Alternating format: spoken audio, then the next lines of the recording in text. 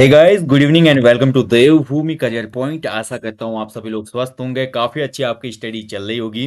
तो देखिए दोस्तों, अभी मैंने इस पे वीडियो भी दिया था आप लोगों को, फिर से आप सभी लोगों को अवगत करा दूं। नवरात्रि का पर्व चल रहा है दोस्तों, और बहुत लंबे समय से उत्तराखंड में कोई रिजल्ट नहीं आया। खासकर यूके ट्रिपल एससी ने तो आज बहुत इमोशनल कर दिया। बहुत लंबे समय बाद आयोग की तरफ से एक पॉजिटिव नोटिफिकेशन में इसको बोलूंगा, जो बहुत ज़्यादा बूस्ट करेगा आने वाले एस्पिरेंट्स को। तो देखिए, आज ये रिजल्ट जारी हुआ दोस्तों, और इसमें कुछ कैंडिडेट ज़्यादा बुलाए गए हैं आयोग की तरफ से, और कट ऑफ भी इसकी ठीक ठाक रही है। तो सभी चयनित अभ्यर्थियों को मैं एक बार फिर से बोलूंगा, आपको हार्दिक शुभकामनाएं हैं, और लगातार मेहनत करते रहिए दोस्तों। मैं हमेशा बोलता हूं, देखिए आपको उत्तराखंड में जब तक आपका ज्वाइनिंग लेटर नहीं आता किसी भी जॉब का, तब तक आप ये ना सोचें कि मैं सेलेक्ट हूँ। ठीक है, ज्वाइनिंग लेटर आने तक आप तैयारी करते रहें। जैसे ही ज्वाइनिंग लेटर आता है आपका, उसके बाद या तो आप क्विट कर सकते हैं, आप उस जॉब से सेटिस्फाइड है, या आप आगे की तैयारी कंटिन्यू रख सकते हैं। बट तब तक अपने आप को ब्रेक ना दे, ये मैं हमेशा बोलता हूँ। ठीक है, और देखिए आज हम जो टॉपिक करने वाले काफ़ी महत्वपूर्ण है, तो आप लोग प्लीज़ सेशन को थोड़ा शेयर कीजिए। और ये सेशन काफ़ी महत्वपूर्ण है। आज उत्तराखंड बजट 2023-24 का जो बजट है, उसके महत्वपूर्ण बिंदुओं पे चर्चा करेंगे। बस इतना ही पढ़ेंगे जितना एग्जाम में क्वेश्चन बनते हैं, ज़्यादा इसमें पढ़ने की कोई आवश्यकता है नहीं। तो काफ़ी महत्वपूर्ण टॉपिक रहेगा आज उत्तराखंड बजट का। और बाकी देखिए, अभी जो कनिष्ठ सहायक का आपका एग्जाम हुआ है उत्तराखंड लोक सेवा आयोग वाला, उसकी जो कट ऑफ हमने बताई दोस्तों, उस कट ऑफ के आसपास अगर आप हैं या उससे थोड़ा भी कम भी हैं, तो टाइपिंग टेस्ट की तैयारी जरूर करें। क्योंकि उस पेपर का जो स्तर था, इस पेपर से 19-20 तो नहीं बोलूंगा, थोड़ा ज़्यादा ही था अंतर। ये पेपर थोड़ा इजी था, जो आपका पहले कनिष्ठ सहायक 746 का हुआ था, और अभी का जो पेपर था वो थोड़ा हार्ड था। ठीक है, तो अगर इसमें कट ऑफ लगभग रही है वही जो हमने बताई थी, तो इस हिसाब से जो आपकी कट ऑफ है अभी वाले पेपर की, लोक सेवा आयोग वाले की, उसकी और कम रह सकती है। और दूसरा देखिए, सेशन शुरू करने से पहले थोड़ा पॉजिटिविटी आपको मैं फैलाना चाहता हूँ आपके बीच में, मोटिवेशन हो जाएगा। देखिए, आयोग की तरफ से नोटिफिकेशन आने शुरू हो चुके हैं। यूके ट्रिपल एससी का पुनर्जन्म हो चुका है, और यूके ट्रिपल एससी आप रिजल्ट के साथ साथ जो भी पेंडिंग एग्जाम है, री एग्जाम है, नई भर्तियां हैं, कैलेंडर है, सभी चीज़ों को जारी करने वाला है। तो आप लोग बिल्कुल भी गैप ना लें, एक भी दिन अपना ज़ाया ना करें, क्योंकि किसी भी समय एग्जाम का कैलेंडर, री एग्जाम की डेट, नई वैकेंसीज और बहुत से अपडेट आ सकते हैं। ठीक है, तो आप लोग कंटिन्यू बने रहिएगा, बिल्कुल भी स्किप ना करें अपनी तैयारी को, अपनी स्टडी को, और बिल्कुल पॉजिटिव रहे, मोटिवेट रहें। देखिए, उत्तराखंड के एग्जाम में हमेशा बोलता हूँ, उत्तराखंड के एग्जाम आपका पेशेंस के साथ साथ दोस्तों आपके स्ट्रेंथ को भी चेक करते हैं। आपकी इनर स्ट्रेंथ बहुत ज़्यादा होनी चाहिए उत्तराखंड के एग्जाम के लिए। मोस्टली एग्जाम आपसे मांगते हैं हार्ड वर्क, पेशेंस, और एक हिसाब से सेल्फ कॉन्फिडेंस जो होता है। बट उत्तराखंड के एग्जाम के लिए एक चीज़ और जुड़ जाती है, वो है इनर स्ट्रेंथ। यानी कि जब बहुत लंबे समय तक रिजल्ट नहीं आता, आप तैयारी करते हैं, लोगों का विरोधाभास होता है, लोग तरह तरह की बातें करते हैं, पेपर लीक जैसी घटनाएं आती हैं, डिमोटिवेट हो जाता है आदमी, अंदर से टूट जाता है। उसके बावजूद आप संघर्ष करके जब 1-2 साल में रिजल्ट लेकर आते हैं, दैट इज द मोमेंट, मैं वो बोलूंगा वो होता है मोमेंट अपनी लाइफ का।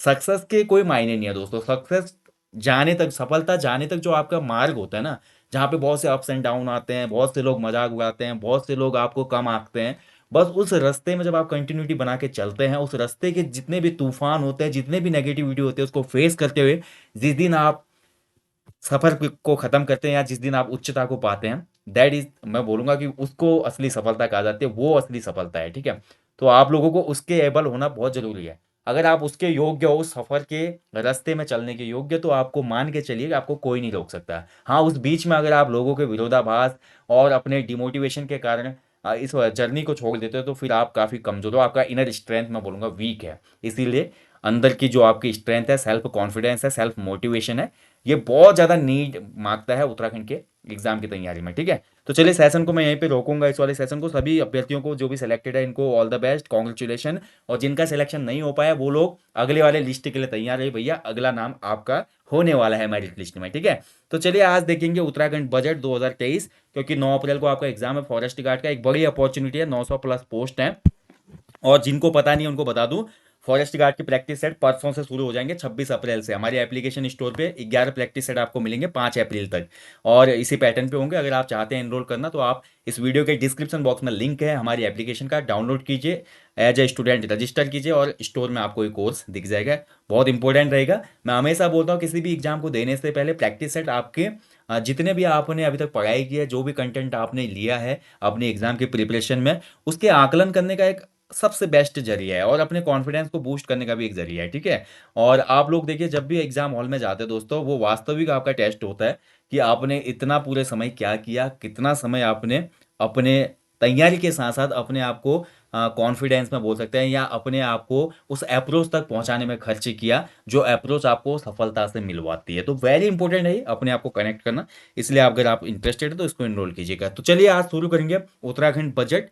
तो मैंने केवल की पॉइंट लाया हूँ उत्तराखंड बजट में। आपको ये नहीं होगा कि बहुत ज़्यादा बर्डन होगा, आसानी से बजट को समझेंगे और मेन मेन की पॉइंट को ही हम डिस्कस करने वाले हैं, ठीक है। तो चलिए शुरू करेंगे सेशन को। उत्तराखंड बजट देख लेते हैं।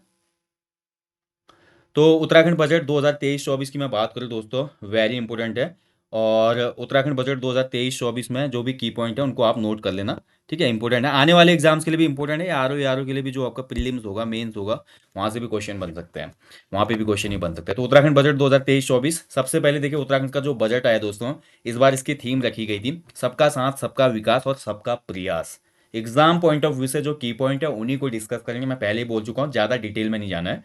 इसका जो उद्देश्य है उत्तराखंड बजट का इस बार का, ठीक है, तो यह है 2025 तक उत्तराखंड राज्य को एक सर्वश्रेष्ठ राज्य बनाना। वैसे देखिए राज्य हमारा बहुत छोटा है, हालांकि संभावनाएं बहुत सी हैं, लेकिन सबसे मेन जो हमारा राज्य की इकोनॉमी में कम देखने को मिलता है हमारा, वो रोजगार की समस्या है, पलायन, माइग्रेशन है। जिससे राज्य बोलते हैं ना, उत्तराखंड का पानी और उत्तराखंड की जवानी उत्तराखंड के काम नहीं आती। ये जो तकिया कलाम है दोस्तों, ये 100% सत्य बैठता है उत्तराखंड के हिसाब से। और इसीलिए दोस्तों ये किया जा रहा है कि बजट में ही बात बोली जा रही है कि 2025 तक उत्तराखंड को सर्वश्रेष्ठ राज्य बनाना। इस बार का जो विशेष फोकस रहा बजट का, वो युवा शक्ति, रोजगार और निवेश पे रहेगा दोस्तों, ठीक है। यानी कि युवा शक्ति, क्योंकि युवाओं को रोजगार मिलेगा तो उसी से क्या करेगी, इकोनॉमी बूस्ट करेगी। रोजगार देने में गवर्नमेंट काफ़ी प्रयास कर रही है, वो आपका इनिशिएटिव हो लोन्स का, एमएसएमई के लोन्स हो, होम स्टे योजना हो, पर्यटन से संबंधित योजना है इन पे। और निवेश, यानी कि उत्तराखंड में जो निवेश के लिए बाहर के जो इन्वेस्टर होते हैं उनको काफ़ी ज़्यादा यहाँ पे क्या किया जा रहा है, इंप्रेस किया जा रहा है। उत्तराखंड में काफ़ी टैक्स की कटौती गवर्नमेंट कर रही है, सब्सिडी उनको प्रोवाइड करवा रही है। आप उत्तराखंड में आइए निवेश लेकर और उत्तराखंड में अपना काम कीजिए, उत्तराखंड के लोगों को रोजगार दीजिए। तो इसी पर बेस्ड है पूरा उत्तराखंड का बजट है 2023-24 का। अब कुछ आंकड़ों में आते हैं दोस्तों। इस बजट को इस बार पेश किया हमारे जो फाइनेंस मिनिस्टर हैं उत्तराखंड के, प्रेमचंद अग्रवाल ने। प्रेमचंद्र अग्रवाल ने बजट पेश किया 15 मार्च 2023 को। तो गैरसैंण हमारी ग्रीष्मकालीन राजधानी है, तो गैरसैंण में जो हमारा विधानसभा भवन है भराड़ीसैंण में, तो भराड़ीसैंण में हमारा ये बजट पेश किया गया प्रेमचंद अग्रवाल के द्वारा। इस बार का 2023-24 का जो टोटल बजट रहा उत्तराखंड का, वो रहा 77,407.08 करोड़, ठीक है। अगर मैं बात करूं पिछले साल की, तो पिछले साल का जो बजट था 2022-23 का, वो था 65,541.49 करोड़। यानी कि इस बार का जो बजट है वो 65,000 करोड़ से बढ़कर कितना हो गया, 77,407 करोड़। यानी कि क्वेश्चन यहाँ से निकल के आ सकता है कि 2023-24 के उत्तराखंड बजट में कुल कितनी वृद्धि की गई है। तो पिछले बजट से टोटल 18.05% बजट बढ़ गया है उत्तराखंड का, ठीक है। उत्तराखंड के बजट का आकार 18.05% वृद्धि किया है इस बार, ठीक है। आप देख ही रहे हैं ना, लगभग 12 करोड़ का इंक्रीमेंट है। माफ कीजिएगा, 12,000 करोड़ का इंक्रीमेंट है, क्योंकि 65,000 करोड़ यहाँ पे है तो 77,000 करोड़ हो गया। इसके बाद बात करते हैं दोस्तों, जो हमारा प्राथमिक घाटा रहा दोस्तों, प्राथमिक घाटा जो कि प्राइमरी डिफिसिट जिसको बोलते हैं, ये रहा 2,885.51 करोड़। और जो राजकोषीय घाटा रहा दोस्तों, वो रहा 9,046.91 करोड़, ठीक है। अब थोड़ा प्राथमिक घाटे और राजकोषीय घाटे को समझिए आप, ठीक है। देखिए गवर्नमेंट को जो भी हमारा बजट क्या होता है, बजट पूरा वित्तीय वर्ष का एक लेखा जोखा है एक हिसाब से। और बजट में दोस्तों बहुत से टर्म आते हैं, जैसे कि राजस्व प्राप्तियां कितनी हुई। अभी मैं आपको नीचे बताऊंगा कि गवर्नमेंट को कितनी इनकम हुई और गवर्नमेंट ने उस इनकम को कहाँ कहाँ पे इन्वेस्ट किया है, ठीक है। तो प्राथमिक घाटा वो घाटा होता है दोस्तों जो पिछले वर्षों के ब्याज भुगतान को छोड़कर जो अभी का वित्तीय वर्ष चल रहा है उसमें उधार ली हुई राशि होती है। यानी कि गवर्नमेंट की पिछले साल की ब्याज का जो भुगतान है उसको तो छोड़ ही दीजिए, गवर्नमेंट ने जो अभी का वित्तीय वर्ष चल रहा है उसमें जो भी उधार राशि ली है, उस उधार राशि को ही प्राथमिक घाटा कहा जाता है। और राजकोषीय घाटा क्या होता है, ये वेरी इंपॉर्टेंट है। राजकोषीय घाटा दोस्तों आपका राजकोषीय घाटा जो होता है, सरकार का जो वास्तविक आय होती है और व्यय होता है उसके बीच का जो डिफरेंस होता है उसको कहते हैं राजकोषीय घाटा, ठीक है। फिस्कल डिफिशिएट इसको कहा जाता है। तो इसको थोड़ा आपने समझना है, यह है राजकोषीय घाटा। यानी कि राजकोषीय घाटे का फॉर्मूला मैं बोलूं तो टोटल जो व्यय हुआ है, टोटल जो स्पेंड किया गवर्नमेंट ने, माइनस कुल प्राप्तियां होती हैं, उधार और अन्य देनदारी इसमें छोड़ देते हैं, तो इसमें जो डिफरेंस आता है उसी को राजकोषीय घाटा कहा जाता है, ठीक है। तो इस चीज़ का ध्यान रखिए दोस्तों। और प्राथमिक घाटा इतना रहा, राजकोषीय घाटा इतना रहा। क्वेश्चन ज़्यादा राजकोषीय घाटे से पूछ लेता है वो। बजट टोटल पूछ लेगा एग्जाम में, या बजट में कितना इंक्रीमेंट हुआ है पिछले साल से, ये पूछ लेता है। ठीक है, तो इस चीज़ को आप समझिएगा। बाकी अन्य फैक्टों की तरफ जाते हैं। तो अब ये इसको समझिए। देखिए अब गवर्नमेंट की जो इनकम है, देखिए यहाँ से क्वेश्चन बनता है, आप इसको ध्यान से देखिएगा। लास्ट टाइम यहाँ से क्वेश्चन बना था पटवारी के पेपर में, कि उत्तराखंड सरकार को सर्वाधिक प्राप्तियां, जो राजस्व की प्राप्ति होती है, वो किससे होती है। तो यहीं से क्वेश्चन बना था। तो अगर आप ध्यान से देखेंगे दोस्तों, तो ये सरकार को जो 1 रुपया आता है ना, वो कहाँ कहाँ से आता है वो बताया गया है। और सरकार के पास जो 1 रुपया होता है, वो सरकार 1 रुपये को कहाँ कहाँ खर्च करती है, वो यहाँ पर बताया गया है। तो यानी कि देखिए, सबसे पहले इसमें जो ब्लू कलर में आपको दिख रहा है दोस्तों, 25.89, ये है स्वयं का कर राजस्व। यानी कि उत्तराखंड सरकार को 1 रुपए में जो 25 पैसा आता है, वो अपने ही टैक्सेस से आता है। स्वयं का कर राजस्व मतलब जितने भी गवर्नमेंट के टैक्स हैं उनसे आता है। इसके बाद देखिए दोस्तों, आपका जो ये आपको कलर दिख रहा है, इसमें करेत्तर राजस्व है। ये करेत्तर राजस्व मतलब कर के इतर जो अन्य जो रेवेन्यू आता है, उसका प्रतिशत है 6.17%। राज्यांश, राज्य का जो अंश है, उसमें आता है 14.79%। इसके बाद देखिए केंद्रीय सहायता अनुदान, यानी कि सेंट्रल गवर्नमेंट से उत्तराखंड सरकार को जो अनुदान राशि मिलती है, वो है 27.07%। यानी कि यही क्वेश्चन आपका एग्जाम में पूछा गया था पिछले। उत्तराखंड सरकार को टैक्स से ज़्यादा, जो भी गवर्नमेंट के, उत्तराखंड गवर्नमेंट के टैक्स हैं, उससे ज़्यादा तो सेंट्रल गवर्नमेंट दान दे देती है भैया। सिंपल भाषा में समझा रहा हूँ। यानी कि आज भी उत्तराखंड की इतनी इनकम नहीं है अपने टैक्सों से कि वो सेंट्रल गवर्नमेंट के अनुदान को बीट कर सके। यानी कि अभी भी उत्तराखंड सरकार की सबसे ज़्यादा डिपेंडेंसी किस पे है? केंद्र सरकार के अनुदान पे। क्वेश्चन कभी बनेगा कि उत्तराखंड सरकार के राजस्व में सर्वाधिक योगदान किसका है, तो आपका आंसर होगा केंद्रीय सहायता अनुदान का। इसके बाद लोक लेखा से आता है 0.68%। जो भी लोन होते हैं गवर्नमेंट के, और अग्रिम वसूली जो होती है, उनसे भी बहुत कम पैसा आ रहा है। इसके अलावा लोक ऋण जो दिए हैं, उससे 25.21% की कमाई है। ये टोटल 1 रुपए का, या 100 रुपए मान लो, तो इतने रुपए की बात कर रहा हूं मैं। ठीक है, अब जो गवर्नमेंट ने 1 रुपया कमाया दोस्तों, उसमें सबसे ज्यादा तो सेंट्रल गवर्नमेंट का अनुदान है। अब गवर्नमेंट के पास 1 रुपया आ गया, तो वो खर्चे भी तो करेगी। अब यही होता है दोस्तों आपका राजकोषीय घाटा, जो मैं अभी आपको बता रहा था ऊपर, फिस्कल डिफिशियट क्या होता है, यही तो होता है। मान लीजिए गवर्नमेंट ने 1 रुपया कमाया सभी जगह से, और गवर्नमेंट ने 2 रुपए खर्च कर दिए। ठीक है, गवर्नमेंट की कमाई कितनी है? 1 रुपये है, और गवर्नमेंट का खर्चा कितना हो रहा है? 2 रुपये। तो गवर्नमेंट का राजकोषीय घाटा कितना हो जाएगा? व्यय से हमारा राजस्व को घटा दो, यानी कि 2 रुपये में से 1 रुपया घटा दिया, एक, यानी कि गवर्नमेंट को 1 रुपये का राजकोषीय घाटा हो रहा है। तो यही होता है राजकोषीय घाटा। ठीक है, इसको समझिएगा, बहुत सिंपल है। अब 1 रुपये कहाँ से आता है, कहाँ कहाँ से आता है? सबसे ज़्यादा सेंट्रल गवर्नमेंट का अनुदान है। अब वही अगर पैसा गवर्नमेंट का जितना पैसा जमा हुआ पूरे साल भर का, वो कहाँ कहाँ जाता है, तो उसको देख लो भाई अब। ठीक है, तो सबसे ज़्यादा उत्तराखंड सरकार का जो पैसा जाता है ना, वो वेतन भत्तों में जाता है दोस्तों। सबसे ज़्यादा पैसा किस में जाता है? वेतन भत्ते। कभी भी क्वेश्चन आपका बनेगा तो आपको याद रखना है, वेतन भत्ते मजदूरी आदि में दोस्तों आपका गवर्नमेंट का अभी भी सबसे ज़्यादा बर्डन है। ठीक है, और इसमें लगभग आपका 24.9 यानी कि 25% के आसपास पैसा चले जाता है। हालांकि जो अभी बजट 2023-24 आया है, 23-24 के हिसाब से हम देख रहे हैं कि उत्तराखंड गवर्नमेंट का सबसे ज़्यादा पैसा जा रहा है किसमें? अन्य व्यय में।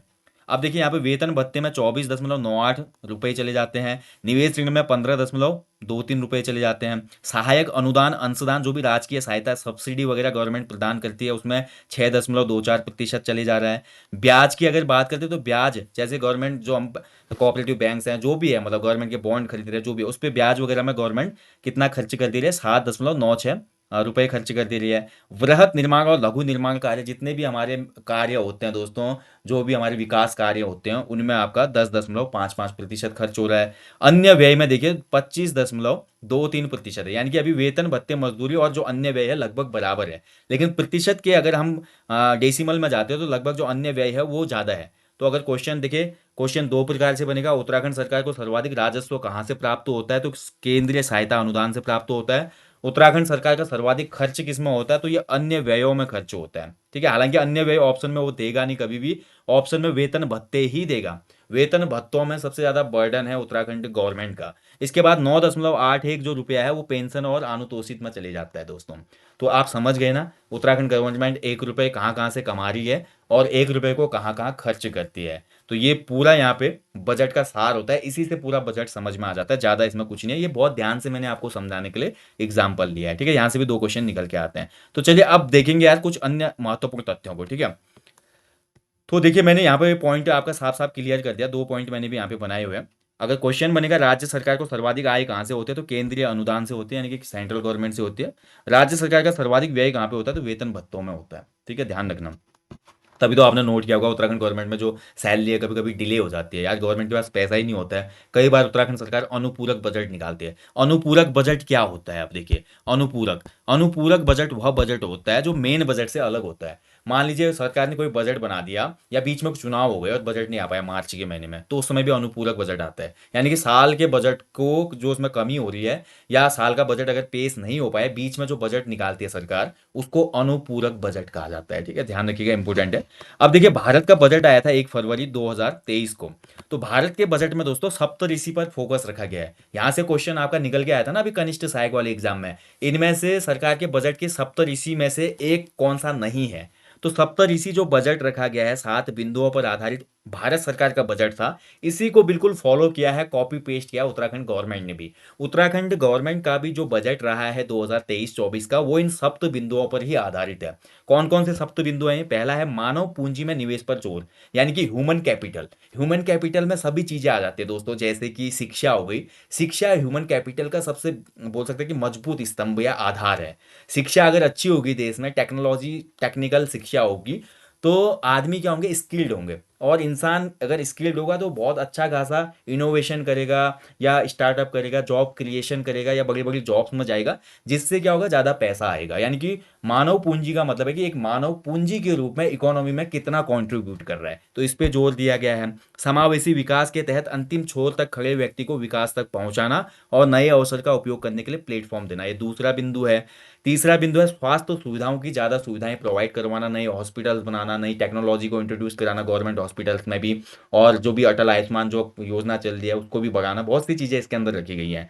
चौथा है देखिए पूंजीगत व्यय में सार्वजनिक संपत्ति का संवर्धन एवं संरक्षण है। जो भी पूंजीगत जो कैपिटल एक्सपेंडिचर होता है, उसमें आपका सार्वजनिक जो संपत्ति होती है दोस्तों, उसका संवर्धन भी करना है, संरक्षण भी करना है। निर्बाध और सुरक्षित संयोजकता, प्रौद्योगिक एवं आधुनिक विकास, इकोलॉजी और इकोनॉमी में बैलेंस करना। तो ये है भारत के बजट के बोलूं मैं, या उत्तराखंड के बजट के सप्तऋषि। अब क्वेश्चन उत्तराखंड के बजट से भी बन सकता है अगले एग्जाम्स में। इनमें से उत्तराखंड के बजट में सप्तऋषि, अब इसमें जो उस दिन नहीं था वो महिला सशक्तिकरण दिया था। उसका आंसर महिला सशक्तिकरण था, चौथा ऑप्शन। 3 ऑप्शन यहीं से बने थे, चौथा ऑप्शन उसने महिला सशक्तिकरण दिया था, जो कि इस सप्तऋषि में शामिल नहीं था। ठीक है, तो इसलिए इस पे आप ध्यान दीजिएगा क्या क्या है, अच्छे से इसमें ध्यान देना है। ठीक है, इसके बाद बात करते हैं अन्य महत्वपूर्ण तथ्यों की। तो दोस्तों कुछ बजट है देखिए, कुछ विभागों का उतना याद करने की आवश्यकता है नहीं, बट यहाँ से क्वेश्चन आपका बन सकता है। जैसा जैसी मेरी सोच है उस हिसाब से मैं आपको बता रहा हूँ, मेरा अनुमान है। क्वेश्चन बन सकता है आयोग की तरफ से कि उत्तराखंड सरकार के बजट का सबसे बड़ा भाग किस पे व्यय हुआ है 2023-24 में। तो सबसे ज्यादा यहाँ पे व्यय हुआ है शिक्षा, खेल और युवा कल्याण में। 77,000 का बजट है, 77,000 करोड़ का। इसमें से 10,459 करोड़ रुपए आवंटित किए गए हैं शिक्षा, खेल और युवा कल्याण के लिए। स्वास्थ्य पर दोस्तों 4,217 करोड़ रुपए खर्च किए गए हैं। पेयजल, आवास और नगर विकास पर 2,525 करोड़ रुपए का खर्चा किया गया है, दिए गए हैं मतलब। कृषि के लिए 1,294 करोड़ उपलब्ध कराए गए हैं। श्रम और रोजगार के लिए 552 करोड़। ग्राम्य विकास के लिए 3,272 करोड़ रुपए प्रोवाइड करवाए गए हैं। और सिंचाई के लिए 1,443 करोड़। ऊर्जा के लिए 1,251 करोड़। पीडब्ल्यूडी के लिए 2,791 करोड़। उद्योग धंधों के लिए 461 करोड़। परिवहन के लिए 453 करोड़। पर्यटन के लिए 302 करोड़। पशुपालन 617 करोड़। और औद्यानिक विकास के लिए 815 करोड़। औद्यानिक विकास मतलब जो गार्डनिंग से संबंधित है। ठीक है, तो ये आप समझ गए होंगे ना। तो ये टोटल आपका बजट है भैया। अब इसमें क्वेश्चन यही बन सकता है कि उत्तराखंड गवर्नमेंट का जो 2023-24 का बजट था, इसमें सबसे ज्यादा मद किस क्षेत्र की थी। तो सबसे ज्यादा मद किसको दी गई है, शिक्षा, खेल और युवा कल्याण को। बस इतना याद रखना है, बाकी इसमें कोई इंपोर्टेंट ज्यादा याद रखने की आवश्यकता नहीं है। अब देखिए बजट की कुछ इंपोर्टेंट फैक्ट है जिनको आपने याद रखना है, जैसे कि लोक सेवा में तैयारी जो भी बच्चा प्रीलिम्स निकाल लेगा, मेंस की तैयारी के लिए 50,000 देंगे। इस पे वीडियो बनाई थी करंट में। बजट में युवा शक्ति पर विशेष फोकस किया गया। क्वेश्चन बन सकता है कि 2023-24 का जो उत्तराखंड का बजट है, इसमें स्पेशली किस पे फोकस किया गया है। तो स्पेशली इसमें युवा शक्ति पर फोकस किया गया। क्वेश्चन बन जाएगा युवा शक्ति, महिला सशक्तिकरण, ठीक है, ग्रामीण विकास या आपका उद्योग धंधे। तो युवा शक्ति आपको याद रखना है क्वेश्चन, क्योंकि युवा शक्ति बढ़ेगी, रोजगार ज़्यादा मिलेगा। किसी भी राष्ट्र की, राज्य की या गांव का जो मेन आधार होता है युवा शक्ति होती है। बोलते हैं ना, बच्चे ही जो होते हैं भविष्य होते हैं किसी भी देश का, राज्य का या गांव का। तो इसीलिए युवा शक्ति पे फोकस है। मुख्यमंत्री प्रतिभा प्रोत्साहन के लिए 11 करोड़ का प्रावधान किया गया है। भर्ती घोटाले के लिए आपका कड़ा कानून बना है दोस्तों, आपका जो नकल रोधी कानून है, इसमें कड़ी से कड़ी सजा और 10 करोड़ रुपए तक के जुर्माने का प्रावधान, आजीवन कारावास तक का प्रावधान इसमें किया गया था। एनसीसी कैडेट का जो भत्ता मिलता है वो बढ़ाया गया है। पिछड़ी जाति की छात्राओं के लिए आपका 1 करोड़ 90 लाख की छात्रवृत्ति का प्रावधान किया गया है। सबसे मेन इंपॉर्टेंट ये है कि राज्य को सर्वश्रेष्ठ बनाने की दिशा में काम कब तक, ये भी क्वेश्चन बन के आ सकता है। उत्तराखंड सरकार ने राज्य को सर्वश्रेष्ठ बनाने के लिए लक्ष्य वर्ष घोषित किया है।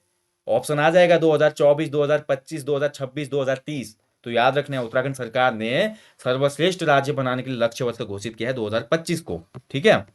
इसके बाद देखिए G20 के समिट चल रहे हैं भाई उत्तराखंड में। अभी ऋषिकेश में मैंने विजिट किया था। ऋषिकेश में G20 का इंटरनेशनल योगा समिट हुआ था। अभी रामनगर में चलना है। उसके अलावा लगातार देखिए भारत में इस बार G20 की मेज़बानी मिली है भारत को, तो बहुत बढ़िया है। और कुछ वेन्यू उत्तराखंड में भी समिट होंगे, कुछ और जगह हो रहे हैं। तो इस G20 के लिए भी 100 करोड़। अब मेरे को लगता है कि ये क्वेश्चन भी इंपॉर्टेंट हो जाता है करंट के हिसाब से। करंट के हिसाब से क्वेश्चन बन जाएगा कि उत्तराखंड में G20 के जो भी समिट है या वेन्यू है उनके लिए सरकार ने कितना बजट उपलब्ध कराया, तो उसके लिए 100 करोड़ का है। बालिका साइकिल योजना के लिए 15 करोड़ रुपए का प्रावधान है। उत्तराखंड का युवा नौकरी नहीं करेगा बल्कि नौकरी देगा, ये स्टेटमेंट काफी वायरल हुआ था कि उत्तराखंड में अब रोजगार देने वाला बनना है युवाओं को। स्वरोजगार योजना के लिए 40,000 करोड़ का प्रावधान, ये भी इंपॉर्टेंट है भाई। जो भी अगर स्वरोजगार योजना करना चाहता है अपनी, उसके लिए 40,000 करोड़ का प्रावधान इसमें किया गया है, ठीक है। अब इसमें सेंट्रल गवर्नमेंट का भी वित्त पोषित रहेगा, क्योंकि बहुत से जो हमारे उद्योग धंधे होते हैं उनके लिए योजनाएं सेंट्रल गवर्नमेंट की भी पोषित होती हैं, ठीक है। बाकी मैं आपको बता चुका हूँ उत्तराखंड की G20 के लिए 3 बैठक होनी है। उन 3 बैठकों के लिए 100 करोड़ आवंटित किए गए हैं। बस हो गया, बजट इतना ही है। बाकी और भी कुछ तथ्य थे, उनको आवश्यक नहीं है याद करना। अब सीधे आ जाता है आर्थिक समीक्षा में। जो आर्थिक सर्वेक्षण आया था आपका 2022-23 का, उसको डिस्कस कर लेते हैं भाई। आर्थिक सर्वेक्षण में ये बताया गया है कि उत्तराखंड की जो इकोनॉमी है, अर्थव्यवस्था का कुल आकार है 3.02 लाख करोड़ का, ठीक है। यानी कि जो हमारी उत्तराखंड की इकोनॉमी है ना, उस इकोनॉमी का पूरा साइज है 3.02 लाख करोड़ रुपए का। हमारी जो विकास दर है 2022 में कितनी रही, क्वेश्चन बन सकता है कि हमारी डेवलपमेंट ग्रोथ कितनी थी उत्तराखंड राज्य की। तो उत्तराखंड राज्य की डेवलपमेंट ग्रोथ 2022 में रही 7.09%, ठीक है। इसके अलावा पर कैपिटा इनकम बढ़ गई भाई। 2021-22 में हमारी पर कैपिटा इनकम कितनी थी, 1,96,000 समथिंग थी 2021-22 में।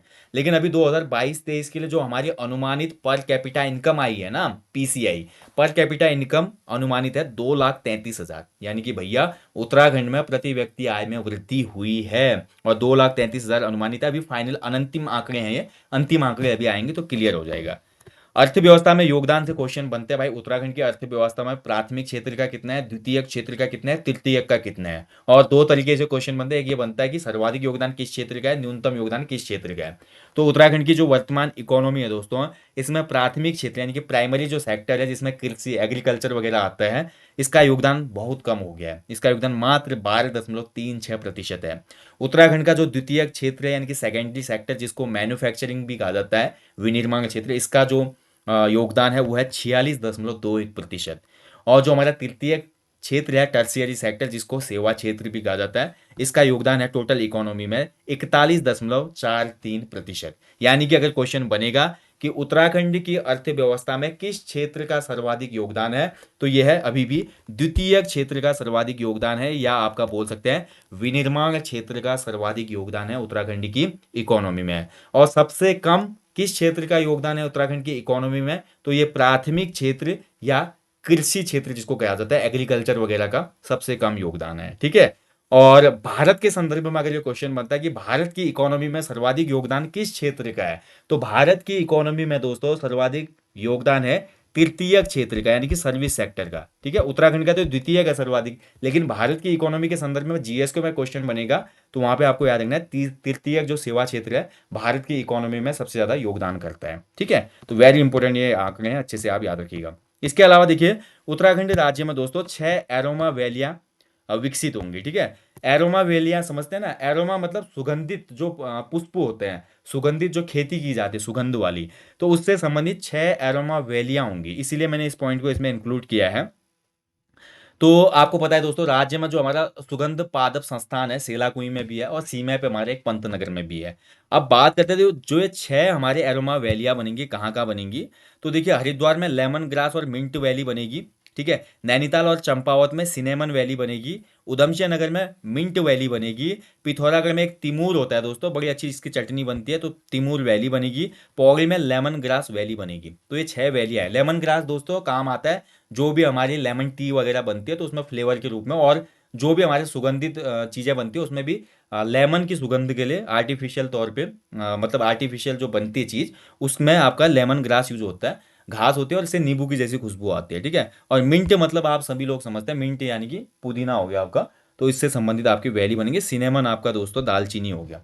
तो ये आपका वैलीज को विकसित किया जाएगा, इससे लोकल फार्मर्स को बहुत ज़्यादा फायदा होगा दोस्तों। अगर ये वैली डेवलप होते तो ये सभी बहुत ऑन डिमांडिंग आज की डेट में जो हमारे ऑन डिमांडिंग एग्रीकल्चर प्रोडक्ट्स हैं वो उनमें आते हैं, तो इसका फायदा मिलेगा निश्चित तौर पे। गवर्नमेंट का ये अच्छा एक इनिशिएटिव है, ठीक है। इसके अलावा भी बहुत से इनिशिएटिव इसमें बजट में लिए गए दोस्तों, जैसे कि महिलाओं के लिए भी इसमें जो हमारी योजना आई थी, महालक्ष्मी योजना आई थी, उसके लिए भी अच्छा खासा बजट दिया गया है। और इसके अलावा जोशीमठ, जोशीमठ के लिए दोस्तों, जोशीमठ से क्वेश्चन आएगा आपका, ठीक है। जोशीमठ के लिए भी इसमें बजट आवंटित किया गया है, ठीक है। तो जोशीमठ के लिए भी इसमें बजट रखा गया। और अन्य महत्वपूर्ण पॉइंटों की बात हमने इसमें पूरा कर ही लिया दोस्तों। तो जितने भी महत्वपूर्ण पॉइंट हैं आप अच्छे से इसको याद कर लेना दोस्तों, ठीक है। वेरी इंपॉर्टेंट है ये।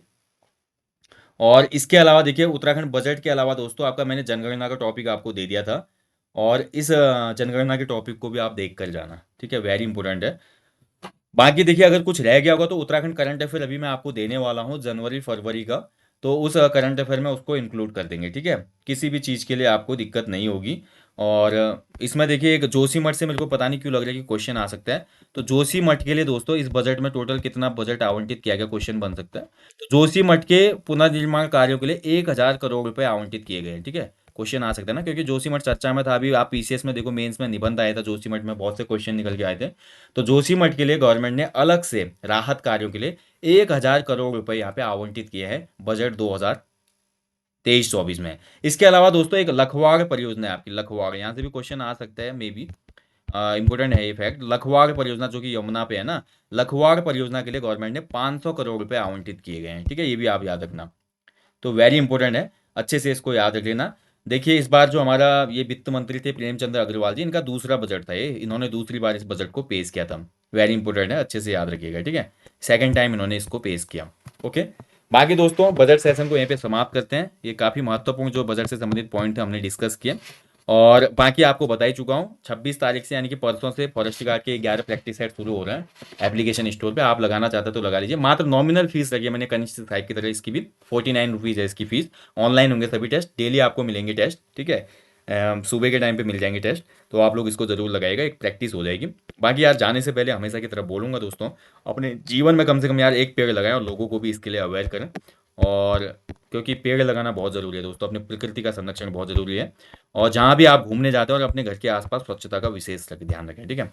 बाकी आपको जल्दी मिलेंगे दोस्तों, और ऐसे ही कुछ महत्वपूर्ण टॉपिकों को कवर करेंगे एग्जाम से पहले। So thank you for watching, अपना ध्यान रखिएगा, अच्छे से स्टडी कीजिएगा। जय हिंद, जय देवभूमि, शुभ रात्रि, गॉड ब्लेस यू ऑल।